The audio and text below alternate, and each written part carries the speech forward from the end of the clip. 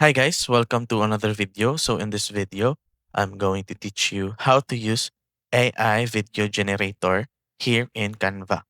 So I'll show you. First, you just have to click Magic Media. And for example, you want to generate image, graphics, video, you just have to click here at the top. So for example, I want to generate image. For example, I want a red panda on top of the mountain.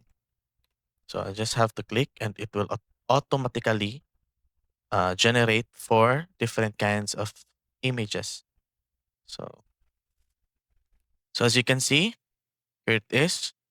So if you are not satisfied with the results, you just have to generate again and click this generate again. So that's it for the image. So for example, you want a video. Let's say lion on top of the mountain. I mean, lion walking on top of the mountain.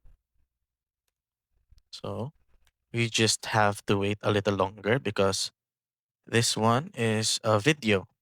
So it buffers differently from the first one, which is the image. So you just have to be patient. I think it's already finished. So as you can see, it already had the video you want. So let's just drag it here on the blank page to check. So as you can see, you just have to play the video. So wait. So that's it, guys. Look at the video the AI generated.